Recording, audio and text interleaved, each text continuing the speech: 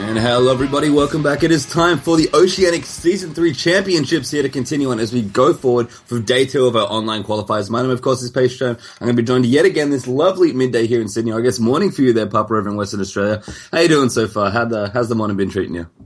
I'm doing fine. Just slammed down some breakfast and So we're at 64 teams now. We started with 603. We originally started with 845 applicants. Now 64. I think the game's going to get pretty exciting from here on in. And by the end of the day, we should have our top 16, I believe, all sewn up. And we're going to have matches throughout the week, Wednesday, Thursday, and Friday. And then, of course, the top 8 will be on the Saturday and Sunday, next weekend. So this coming weekend, I guess, now, depending on how you look at it. And, of course, the 4 teams from that top 8 will get to go to the PAX tournament and play for some pretty sweet prizes. And, of course, get to go to PAX and play in the biggest League of Legends event currently in Oceania. Or maybe not Oceania, but definitely Australia. So looking forward to that one here. But, of course, we do have Avant-Garde Redemption. Up against, I unfortunately don't know the other team name. In for the feed. Thank you, sir. It's funny because the other Avant-Garde Fear are playing In It to Win It, so they're kind of similar. It is a little bit complicated, you're correct. Anyway, so Redemption versus Feed, that is Avant-Garde Redemption on the left, In for the Feed over there on the right. And Jace and Shen going to get banned out here as the first two, and then Elise and Malphite going to follow through here. And finally, Papa, it seems like when we whittle down to 64 teams, Jace is getting the ban hammer.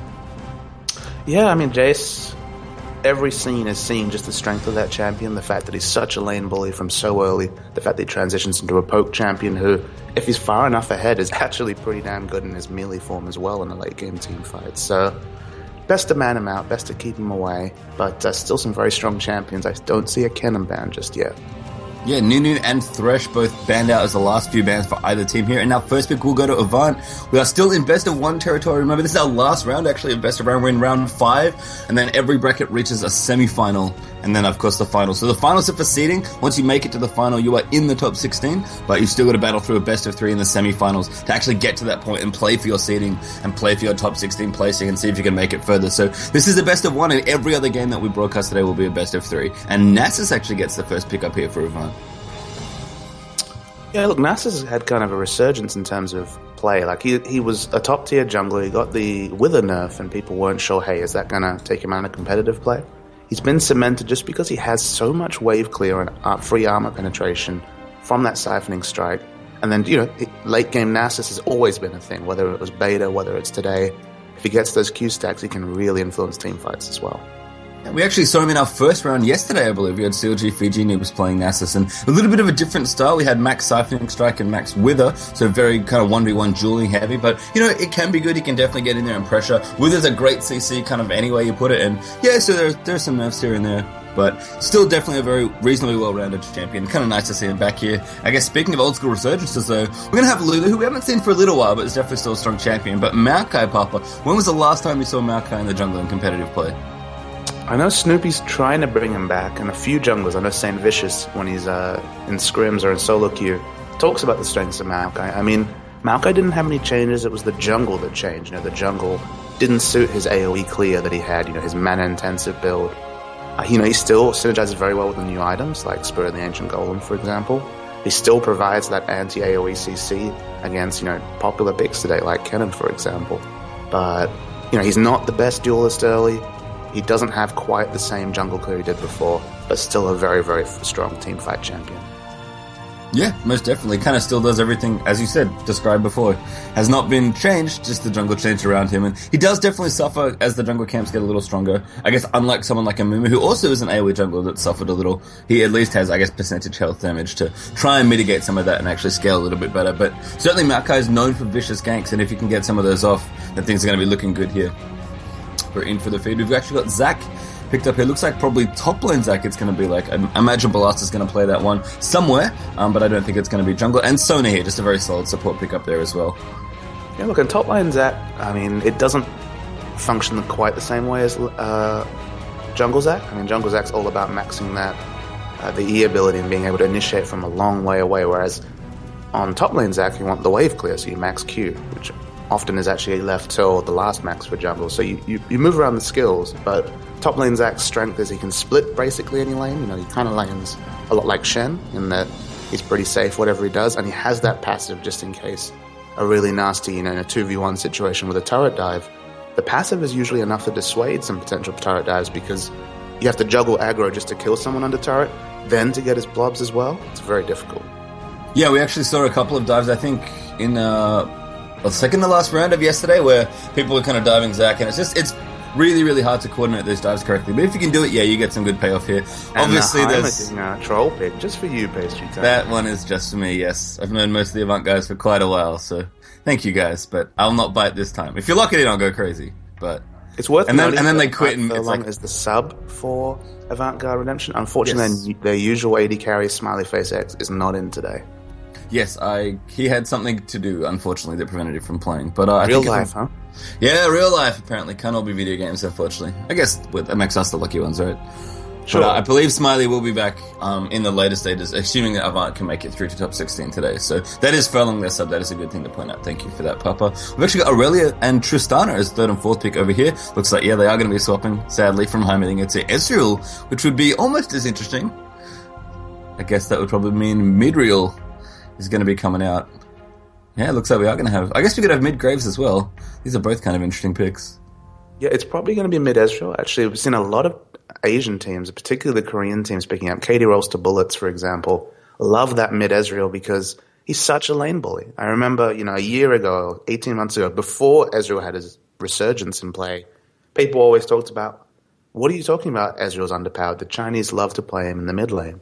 And while that kind of fell away and AD carry Ezreal became the main thing again, he still has the same strengths. He has a ranged auto attack. He can push well. He can poke from range. He doesn't have high mana cost. He's an ideal champion to have in mid. And this suggests to me fast push all the way. Nasus is great for fast push. Graves and Ezreal can clear waves. It doesn't look like they want a team fight, right? But they do have two tanks as well. So a bit of a mix of things coming out here. But the mid Ezreal is very exciting. Will it be AD or AP, though? I think it'll be AD, but I'm honestly not sure. I mean, I guess we'll wait 30 seconds. I'll check AV Fabulous's runes there and we can figure that one out. But I honestly would guess AD just in the dark here. So I think that's what we are going to be seeing. We had Aurelia, as we mentioned before, fairly strong top lane, has always been solid, has dropped off a little in play. I think probably because she just doesn't suit a lot of what top lane champions are accomplishing these days, but certainly a solid pick and probably fine to split the lane up there against Zac. And Galio was actually the last pickup who was going to be going mid. And I think that's a very exciting pick and kind of an amusing one for very long-term watchers of the Australian scene, just because Avant Fabulous, Lord Fabulous as he was previously known, is probably the most noted Galio player in the competitive scene in Australia. I mean, obviously Galio's dropped off in play. I know Fabi still brings him out sometimes, but now he's got the shoe on the other foot. Yeah, it's kind of funny. I mean, if he is playing AD Ezreal, so I'm going to quickly duck over to the runes, and it looks like, yeah, he is. He's got a bit of attack damage, armor pen, yeah, so... That definitely is a mid-Ezreal sort of page there. Just a mix of armor pen, physical damage, and then a bit of magic resistant mana regen. So yeah, it is going to be AD. Of course, a lot of Galio's strength is that he's really good against other mages. He gets additional AP when you give him MR. So often he's quite good against other AP champions in the mid lane. But sadly, Season 3, in fact, a lot of Season 3 has been about ADs in the middle. And I guess Ezreal is no exception here as he gets added to the mix. So unfortunately, Galio is just going to have to do what he does generally. Use his ultimates well in situations. Maybe use that teleport to great effectiveness, which he does have here if we can reveal the summer spells if they haven't been done already. And of course, Galio is just kind of a free farm champion. If he's left there just to spam out his abilities, he's usually pretty happy. And it's worth noting, though, that with Ezreal, like, his true wave clear, his instant wave clear is only accessed at 6, right? It's only when he has his ultimate, which he's able to spam out, on a fairly low cooldown because he has the Q to lower its cooldown. Galio has instant wave clear from, level 3, perhaps? It's such a high damage on his Q ability, mixed in with his E. He's able to clear waves very quickly, so he will have that wave clear advantage at the start, but I'm sure he's going to have to deal with some auto attacks given his melee versus ranged matchup. Yeah, and that's just a general sort of AD versus AP thing anyway. The fact that it is melee versus range is going to make it even trickier for Galio in the first few stages, so we'll have to see here. I think it's funny that you say mid Ezreal sort of like a push strat. I agree, but I find it amusing that we seem to have evolved from a point where Ezreal was an AD carry who was so powerful, primarily based on the fact that Essence Flux was such a good ability when it lowered attack speed. It doesn't do that anymore, thankfully, for a lot of bottom laners, but it does still increase attack speed if you hit whoever you hit, if you hit allies. So that definitely adds to the pushing strategy. And it's kind of funny to see that ability almost go full circle in a way where it's like, this used to be really good in trading 1v1 bottom lane. Now if we're pushing, it's really good if I can buff everyone, including myself. So. Sure, I mean, it lost an effect which made him less of that lane dominance, but it still has the allied effect. And you're probably going to see a blue Ezreal here just because then they have an attack damage carry. They have the Graves to right-click and click down. I mean, blue Ezreal still does that, but they do have the utility out of the mid lane that you kind of expect with the AP mid pick, with the mage pick. It's not just for sheer damage. It's for some control that you'll get when you pick up that Iceborne Gauntlet, for example. Yeah, I couldn't agree more. And if that is the case, which we have to assume it is, I actually really like the comp that Avant have built here.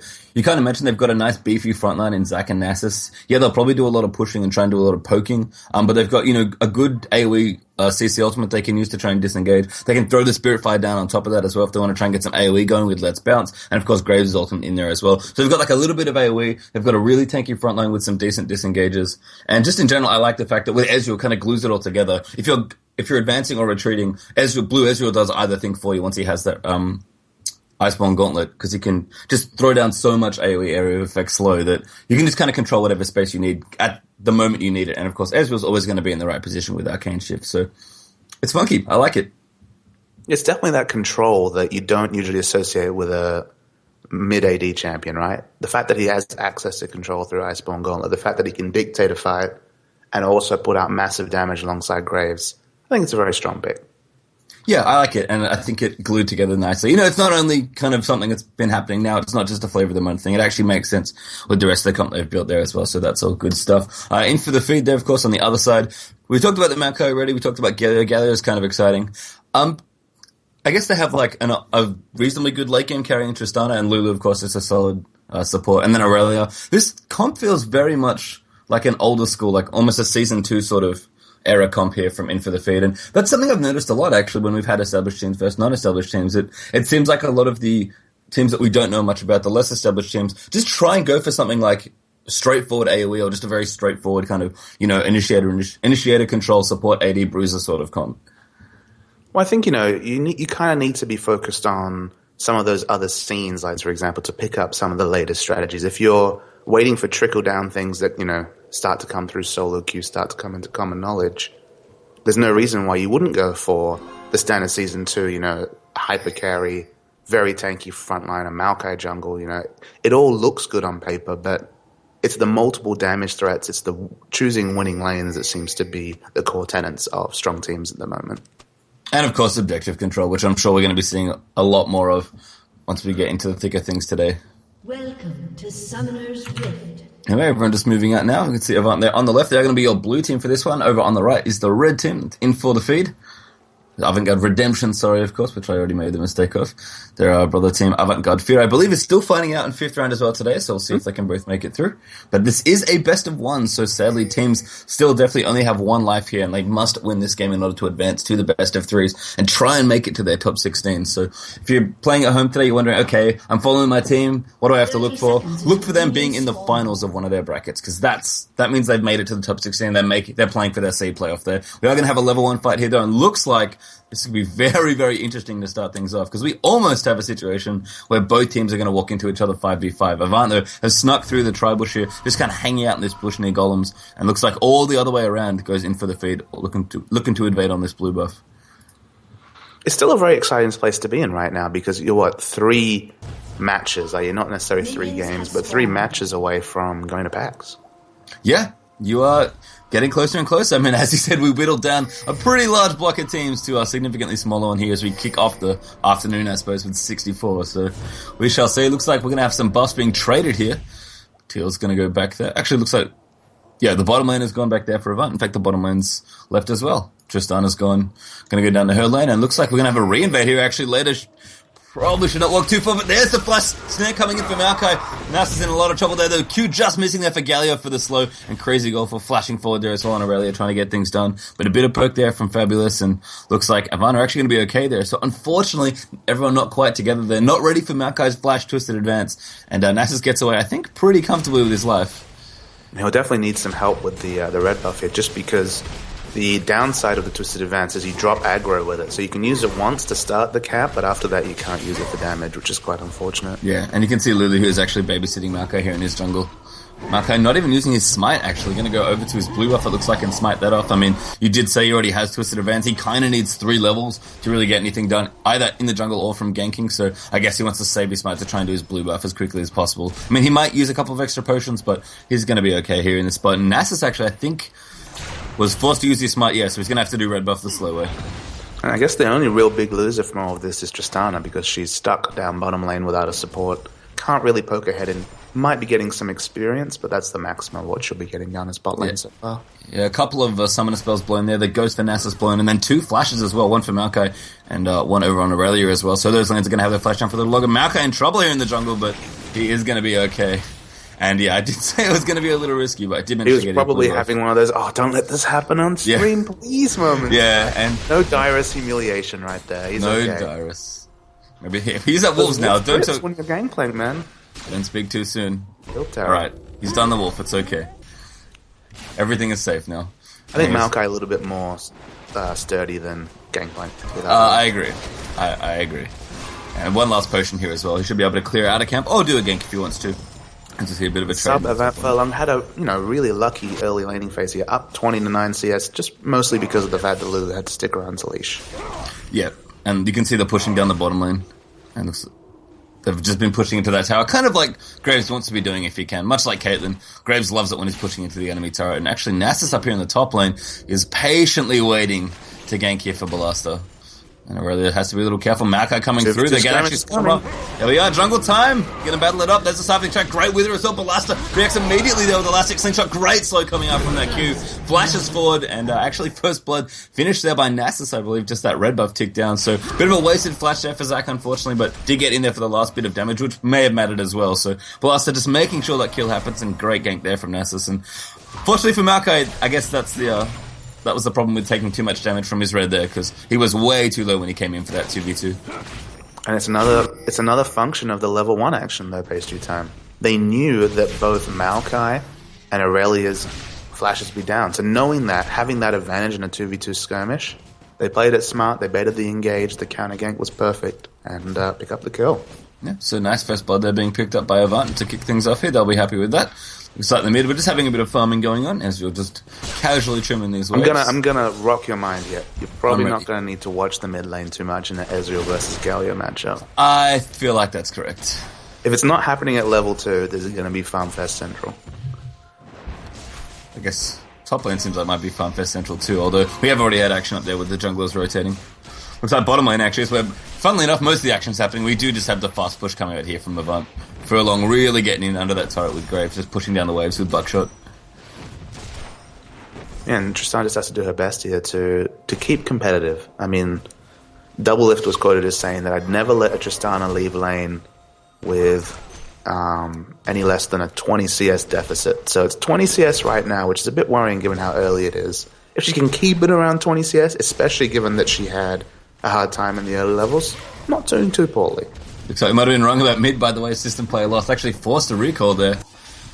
So it looks like he's still got his flash and teleport up. He's still alright. He's got his ult, actually. Oh, he does use it, but unfortunately the recall's already happened. Might hit him in the fountain. Looks like it might. No, it just misses him instead.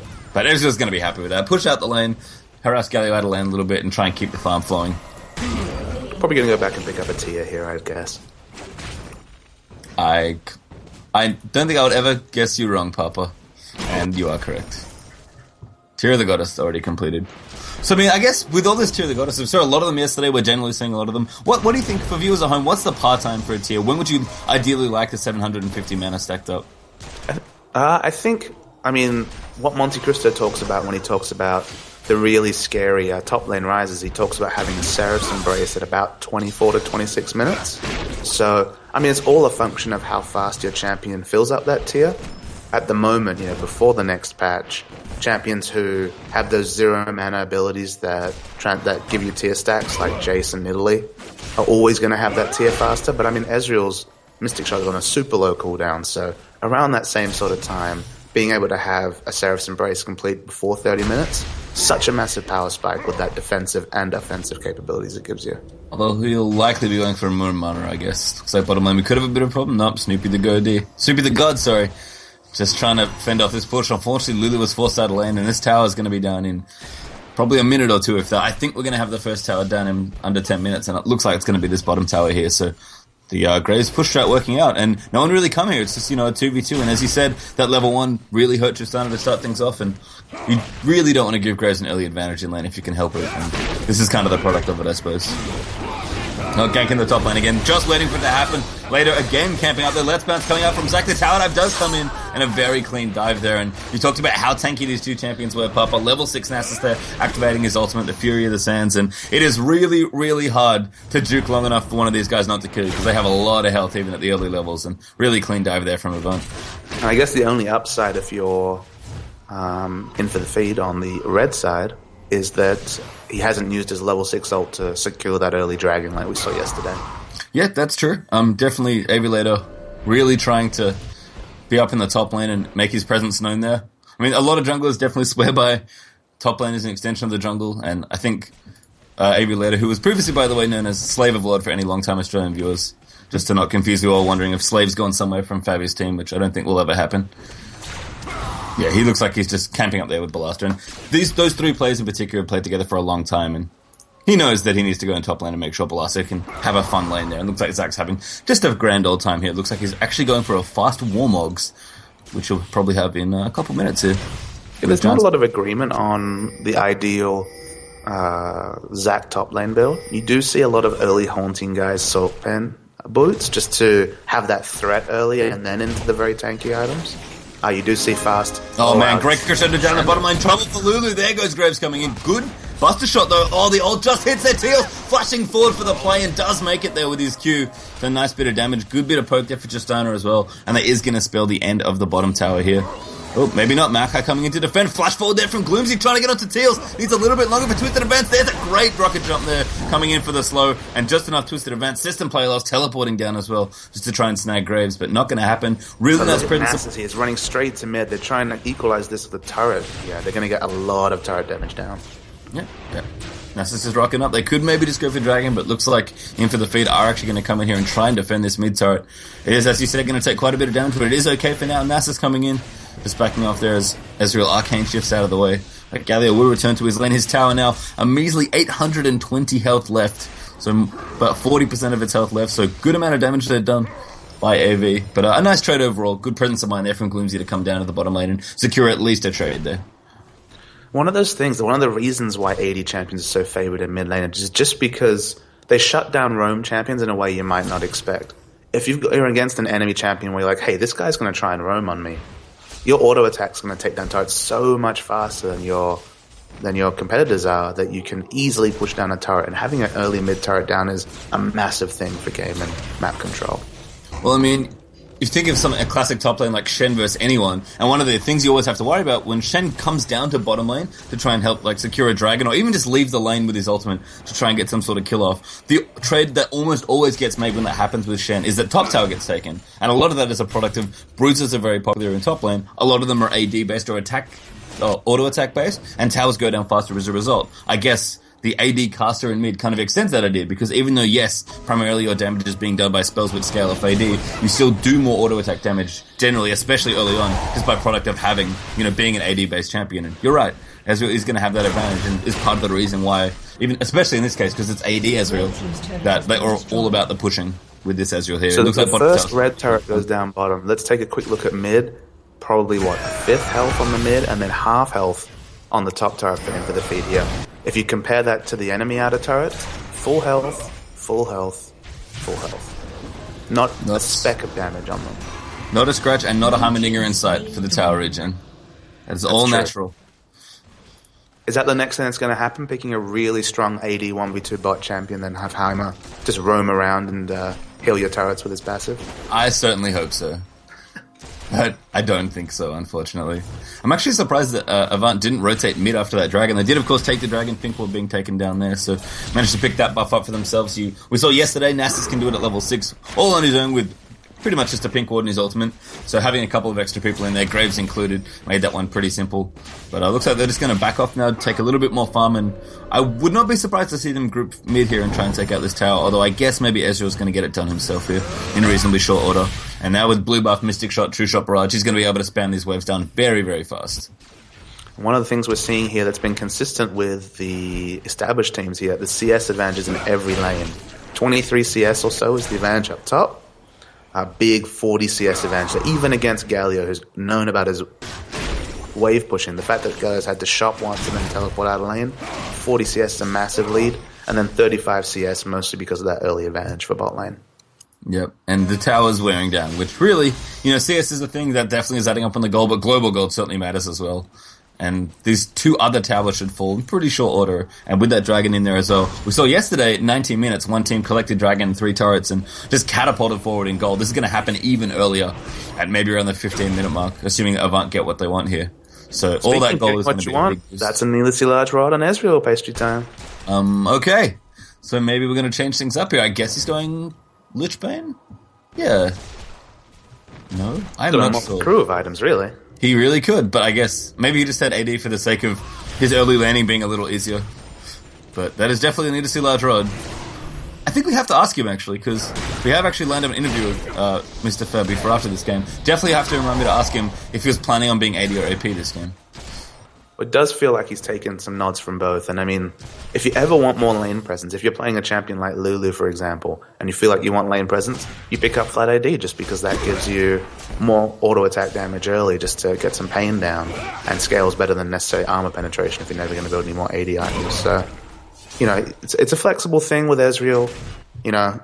Basically, AP Ezreal's known for being a very weak laner, so why not take some AD to buff up that early lane?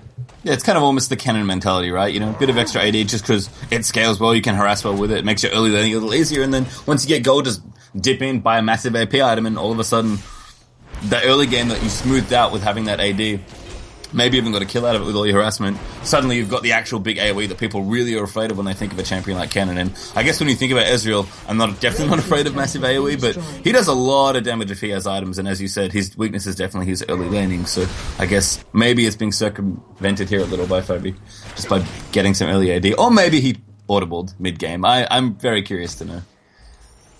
Maybe just misbought a BF sword. He's so used to playing AP, he just accidentally bought a need to see large rod. That is the thing too. I'm thinking that's probably not the case, but let's speculate wildly nonetheless. Sure, just weighs 1,600 gold. It's like, whatever. I bought this. I guess I'll go this way now. I can deal with this. I got some AP scalings. And 3 turrets have gone down in about half as many minutes, Papa Smithy. So your prediction was correct. That top tower, that weak mid tower, and then a nice concentrated push down the bottom lane. Avant all of a sudden jumped forward even further ahead in gold now. It's almost 24.5 to 17.5 more or less. So big lead there at 15.5 minutes for Avant. Blue buff's going to get taken here by Ezreal as well. And, everything's going the way they want. I mean, if you're playing this comp up, if you're on the Avant side, you're making their good. Being their shot caller, what do you tell them to do now? You've got 4 towers, you've got a bunch of gold, you've got a bunch of dragons. What do you want now at the 15.5 minute mark? Well, basically your next obvious protocol is Baron, but it's a bit early for that, right? So you want to ward aggressively on enemy buffs, specifically the blue buff, because you actually have a vision advantage around blue, given that there's 2 enemy turrets down. I mean, there was a pink ward there, it's been cancelled out by Lulu now, but in this sort of a situation where you feel good about every lane, you feel like you're in the ascendancy, you want to make sure there's no reason why the enemy team should be getting their own buffs. You should be warding them aggressively and taking them away from them, and then setting up for that Baron vision. Yeah, and just kind of push them back into the lower third of the map. What's up, Balasta? Going to go roam. You're going to find Gloomsy. Pretty happy with this one. Going to elastic slingshot forward. Goes in there. Twisted Advancer coming in as well. Galio trying to get it done. True Barrage comes out. Let's bounce done as well. Flash forward there from Balasta to pick up the last bit of damage here onto Gloomsy, and he will just walk out of there slowly. It seems like passive is still up, so if his team can come in, he can certainly bait it if he wants to, but he's pretty tanky at this point as well. Looks like the rest of the team rotating down. Avant there ready to catch him off in the jungle. And I think in for the feed will probably have to back off here, and wisely so. As you said, Papa, Avant trying to take over the enemy jungle, and in for the feed really don't want to have to walk through their own stuff if they can help it. And the wards have already been put back down by Teals. He's re-pink warded and warded the other side there with a sight ward. So both those main entrances towards the blue buff, in towards the river leading into Dragon, have been covered up here by Avant. Yeah, and Balasta he's maxed out the Q ability, the stretching strike. 3 points in the unstable matter. He's definitely going for wave clear here. I was a bit concerned for him because he only had 1 point in his slingshot ability. I thought, wow, he's not going to have the cooldown to be able to escape here because he used his flash so aggressively, but clearly sauntered away quite happily. Yeah, I mean, Sunfire Cape, Haunting Guy's Door and Shield. It's pretty tanky already this early on in the game.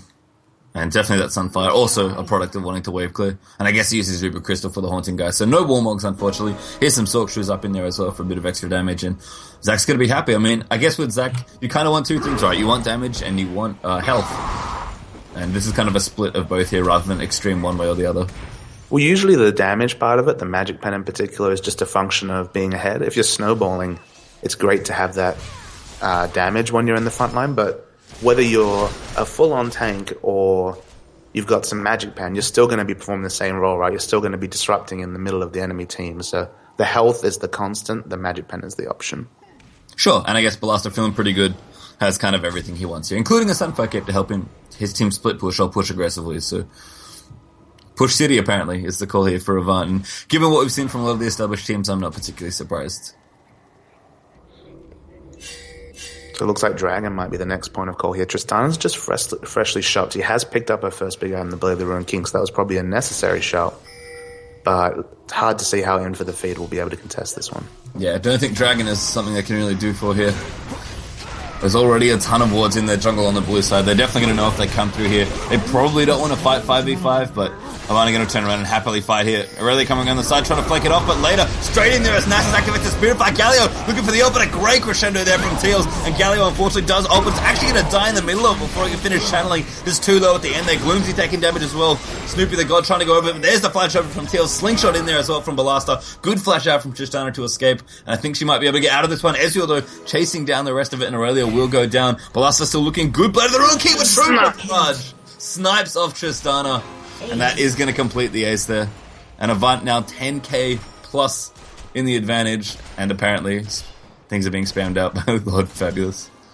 So probably the thing that summarized that engagement the most for me there was on the side there was the 4v4 fight around the ridge there, but around the blue buff, Aurelia and Ezreal were having a 1v1. That's something you see whether it's an AD carry Ezreal, whatever Ezreal role, you're always expecting Aurelia to be the anti-carry there, but Aurelia was fast-tailing away from an Ezreal, and especially an AP Ezreal, who you wouldn't expect to have reached its full capacity just yet, so that's a real bad sign for In for the Feed. Yeah, and I think the goal difference really demonstrates just the big gap here between the two teams. I mean, Avant had the early game go very well. They took all those early towers and just kind of collected a bunch of global gold, collecting the dragon and, of course, the tower gold in there as well. And now, it's just gotten to a point where it's 5-0 up in towers, 9-1 up in kills, and well and truly 10,000 plus in the lead for them. So, again, kind of at another point where the established team just kind of has to, I guess, finish off the game cleanly here. It's certainly not over, but it does not look good, unfortunately, for In for the Feed. Well, if you look at some of the item pickups here, like no legendary items barring the Blade of the Ruined King on the In for the Feed side, whereas basically everyone has a high tier item, especially if you consider Ruby Sights on a high tier item for a support over on the Avant Redemption side. Yeah, I actually like the fact that Nasus has actually gotten a Iceborne Gauntlet here. That's definitely a luxury item, I think, in this spot, but it's reasonably cost efficient. It kind of does a lot what his team wants to be doing, and he has the money, essentially. I mean, he's boost of mobility, Spirit of the Ancient Golem already up. Probably doesn't need too much more from that. Doesn't really feel like he needs an Aegis at this point. It's almost the luxury item for Nasus now. It used to be Triforce was his core. Now we see much more CDR tank, but both Triforce and Iceborne Gauntlet are fun, useful luxury items on Nasus. And at least from the Iceborne Gauntlet side, it's significantly cheaper than Trinity Force, so a little bit more realistic for Nasus to get. Well, I mean, you remember, Trinity Force is not too pricey right now these days. That's true. It has been reduced a little. It's on sale. It's between 600 and 400 gold cheaper. Ballasta coming around here. Gloomsy will activate the Twisted Advance, try and protect Lulu from getting out of there, but there's the R6 shot forward, knocks him up there as well. Rest of them coming in crazy, go for looking for the stun, but doesn't quite bind it for long enough. Let's Bounce coming in as well. True barrage through all of them, and Ballasta snipes off that Maokai as he tries to get over back into his base. And looks like Avant trying to chase down this Aurelia. It's Sona and Ezreal versus Aurelia, not something we see all that often. Ballasta coming around the side on Zac. And Fabulous will pick up the kill there on Ezreal. Just more towers being taken. You can see Nasus in the mid lane and Graves on the bottom lane just pushing out the rest of the inhibitor turrets here. And it is a little early, but... Lovely play from Tristana, but the item advantage came out in the end. Like, if Tristana had one more item, the Zeal, for example, there, she would have been able to duel Graves, but too big a discrepancy. And Furlong walks away with a couple hundred health left, but I'm sure he's telling everyone now that it was calculated. At least he's saying it in comms, that's for sure. It's always calculated. It is always calculated. Probably not, at least not by you. The game certainly has to do that. Sure. Well, that's what I tell people. Sure. And Blaster there. I mean, Maokai just trying to make a point of it here. They will try and defend this top inhibitor, but all but done here for Avant, just looking to close out this game. They might just go back and take Baron and make things a little easier. And bottom inhibitor turret goes down as Furlong just lifesteals his way back up this lane. Might have to contend with Aurelia, but no, Aurelia backs off. Tristana coming back down. They could actually 2v1 here pretty easily, I think. Furlong trying to get away. There's Explosive Shot coming out as well. There's a Rocket Jump slow needed there, and Furlong bit off way more than he could chew. He's going to give off that gold there to Tristana. And if there's one person that in for the feed really want to have gold now, it's probably Trist. For sure, and that was kind of the revenge kill there after losing the 1v1 exchange. Tristana has some gold. I mean, Galio has a Rod of Ages now. That's a good item for him to have picked. But, I mean, Aurelia's kind of a symptom of what's been happening for In for the Feed here. Just stuck on just a sole lonely phage. Yeah. Nasus just walking through the enemy jungle. Doesn't really care how many other people are around. Just really, really wants his wolves. There are his people. He will take them back to his homeland. There we go. I appreciate that. Hey man, Shyvana doesn't get played anymore. We can't make the dragon joke anymore. It's true. It's very sad. And Teals with the oracles here, just going to clear out the vision. I mean, this is really just a hyper extension of what you were talking about before, Papa. You know, you want to ward up the enemy jungle, have control. Teals here with the oracles just going to cleanse through that. Basically make it so the In for the Feed feel afraid to walk out of their base for the most part. And if Avant have that much control, they can basically take the game at whatever pace they need to finish it off. Yeah, they have a lot of options here. They could just aggressively push and take down this turret, because they do have two ranged AD champions who can really poke and get this turret down. I mean, Baron has a ward, but it'll be very easy for them to get Baron control. Basically, the game is at their whim at the moment. Blaster is very, very tanky, by the way. He completely shrugged off the sapling there from Maokai. I mean, I think it's probably what he's leveling last, and it doesn't do all that much damage, but yeah, Blaster is very, very happy with his build here. Just got a Spirit Visage up now as well for a bit of extra regen, which of course he can collect from his blobs for additional value. And so he might just be trying to force the issue in the bottom inhibitor. Yeah, there we are. Buster coming in. Let's bounce. Activated their elastic. Slingshot's in on top of Gloomsy. Later going into the backline as well. Deezy and Galio out there as well. Catches most of the important people, but a great cushion there from Teals after it wears off. Graves will be coming down as well. There's the True Chopper Rise and chase him down as well. And Nasus already dead, but the rest of him for the feed. Falling hit. Gloomy coming back to Teals could be in trouble though. And Maokai gets exhausted up. The triple there for Graves. Could make it the quadra, but Ezreal steals the last little kill there. And 5-for-1 the trade overall. Nasus did eventually fall, but Avant are happy with that. They're going to take out these Nexus turrets and the Nexus itself. And I believe good game has been called here. So Avant-Garde Redemption will advance one round closer. And they are in the semi-finals now as they take out this Nexus. Look, a very, very convincing performance from them. They tried something a little bit different. It was interesting to see the AP Ezreal mid. Although the AD, of course, negated a lot of that early game. They pushed very well. So a wonderful counter gank up top, basically one blast of that lane on Zac. And they pushed for the victory. Very well played. Yeah, really nice. And they will be through to their semi-final now. And of course, before we get off, we'll have a little interview with Lord Fabulous, so we'll bring him in here. I'll just contact him on Skype, so give me a second to bring him in. And yeah, we'll have a little interview here with the winners, the captain of Avant-Garde Redemption, I believe. We'll see how they're feeling, how they are, if they're happy with the fact they're in the semi-finals. I'm sure they are. And of course, I will absolutely have to ask if she was intended to be AP the entire time.